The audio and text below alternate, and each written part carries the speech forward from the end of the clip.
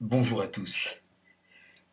Aujourd'hui, dans quelques minutes, bientôt, M. Bezos, patron d'Amazon, va partir quelques minutes dans l'espace avec sa fusée personnelle.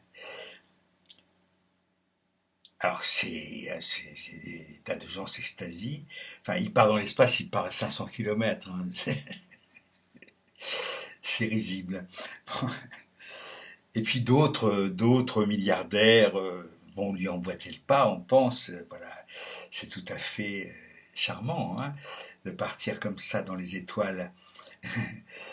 Et puis je découvre sur National Geographic, par hasard, sur le net, je ne suis pas abonné à ça, euh,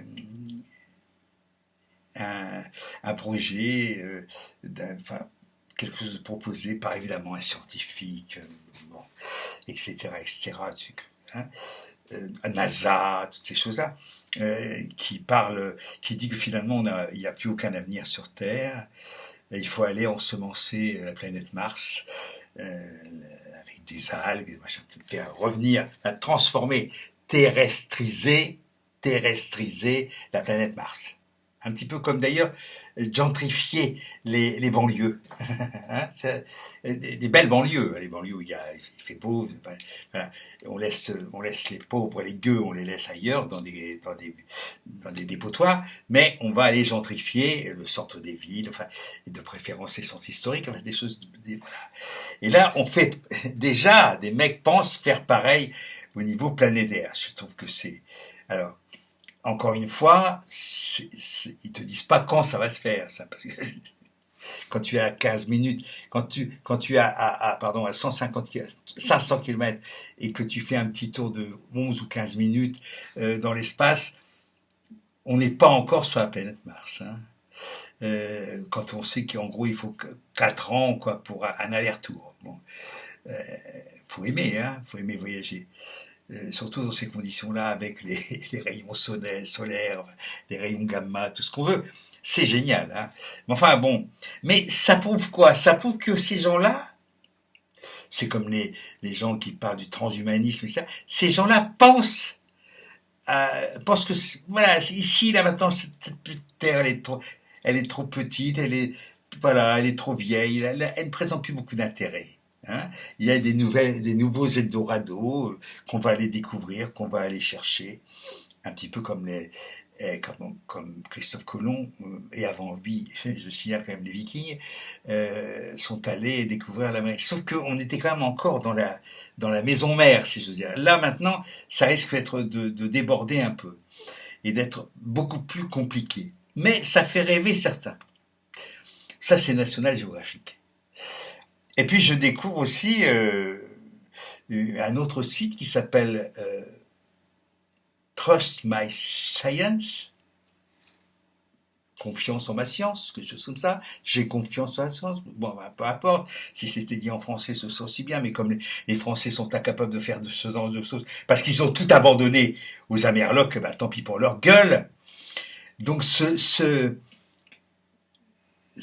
revue nous dit quoi? Eh bien, nous dit que les Chinois proposent d'envoyer 20 fusées sur un météore, sur une météorite, quelque chose d'important, hein, assez gros, mais qui menace, qui fait évidemment un grand tour et qui revient régulièrement dans la banlieue de la Terre, sauf que on voit bien que cette orbite se rapproche insensiblement chaque fois un petit peu plus de la Terre, ce qui fait que ce gros objet risquerait de devenir vraiment dangereux s'il y a un catapultage avec la Terre.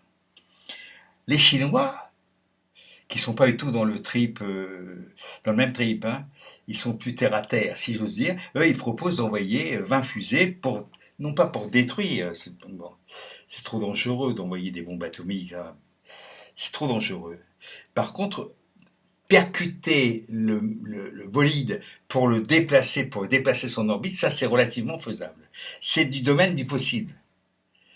Voilà, on a les outils, enfin il y a les fusées, on est encore dans le vieux machin de Von Braun, hein, faut pas oublier quand même, on en est là quand même, hein. C'est des descendants des V1 et des V2.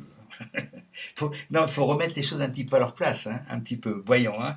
C'est parce que c'est bien joli d'aller voyager sur des lasers, des machins, du plasma, tout ce qu'on veut. Ok, d'accord. Sauf que pour l'instant, nos engins spatiaux sont toujours des descendants des V1 et des V2 qu'on a foutu sur la bombe, sur la gueule des Londoniens à la fin de la guerre. D'accord? Voilà, ça c'est important de le dire. Là, puisqu'on parle de guerre et qu'on parle d'étoiles, on va aborder le sujet épineux des étoiles et de toutes les références juives, des étoiles jaunes évidemment, et de toutes les références à la Shoah qu'on a pu voir fleurir dans certaines manifestations, pas toutes. Hein. Il y a une énorme manifestation, on oublie d'en parler dans les médias, ça c'est clair. On ramène cet immense flot de gens de toutes sortes, de toute obédience, de tout genre politique, énorme, hein, dans toutes les villes de France. Simplement, personne n'en parle sur les médias. Hein, c'est étonnant. Et ça va continuer, c'est évident. Parce que l'impudence, l'arrogance de l'abbé Résina,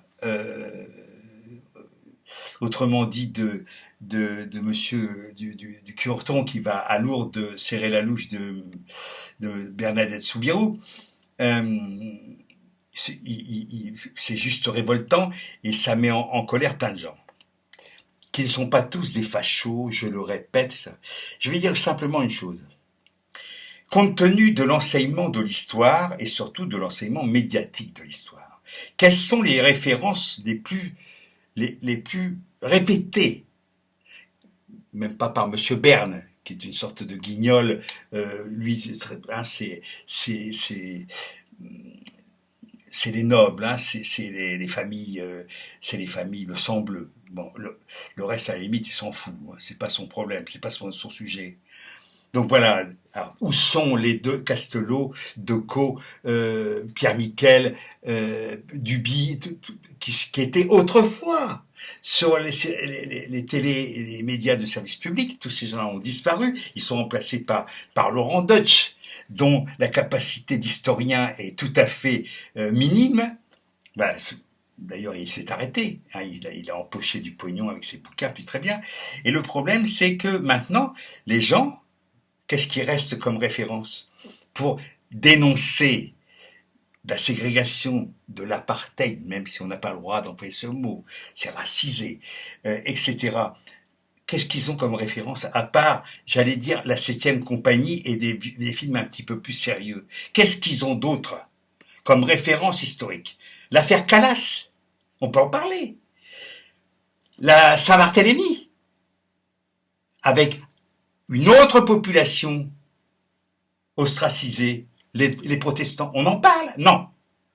Ça, c'est effacé, on a oublié. D'accord? Je sais pas, le gentleman, l'abbé de l'épée, pas l'abbé de l'épée, intéressant l'abbé de l'épée, non, le jeune d'Abbeville qui s'est fait, il a refusé de signer devant une procession. J'oublie son nom à l'instant. Il a été roué sous Louis XV. D'accord? On est quand même dans le siècle des Lumières à l'époque. Hein, il est roué. Le chevalier de la barre. Bon. Il y a des tas d'exemples dans l'histoire de choses, d'injustice, de saloperie. Thiers et la Commune de Paris. Les gens qu'on envoie en Nouvelle-Calédonie parce qu'ils se sont révoltés. Enfin, il y a des tas d'histoires, mais il faudrait encore que ces histoires-là fussent enseignées, ce qui n'est pas le cas, y compris et surtout par les médias qui se gardent bien, évidemment, de parler de l'affaire Calas. Ça a été fait jadis, de mon temps, hein, l'affaire Calas, dans La caméra explore le temps. Mais c'est fini, ça. Donc, il ne faut pas demander à des gens qui n'ont plus comme référence que la guerre 39-45 et le Veldiv de trouver d'autres choses à comparer. Alors, il y a évidemment les arbitres du bon goût historique et idéologique qui viennent la ramener. Mais putain, mais enseignez! Allez dans les écoles, tous ceux qui la ramènent. Créez des universités populaires. Allez-y, allez-y, je l'ai fait. Je peux en parler. Bon, je leur souhaite bien du plaisir, d'accord? Voilà. C'est bien joli de cracher sur les gueux qui savent pas. Mais encore faut-il les enseigner, les gueux. Moi, je l'ai fait. Donc, je dis à ceux qui la ramènent, fermez vos gueules ou faites le boulot. Faites le taf. Allez faire le travail d'émancipation, d'instruction, d'éducation. Allez-y. Après, vous pourrez venir gueuler. C'est le résultat de cette dégénérescence de l'enseignement de l'histoire et de l'enseignement général. C'est pas moi, hein. C'est les gens pour qui vous avez voté. Pour qui vous avez voté. Les miens, mes préférés, n'ont jamais été élus. Ok? Donc c'est pas moi, c'est personne, c'est pas les extrêmes gauches. C'est vous qui avez voté pour ces gens-là, qui êtes totalement responsables de ce qui se passe dans les défilés et qui ne vous plaît pas. Alors allez les voir et dites-leur. Ok? Hasta la victoria!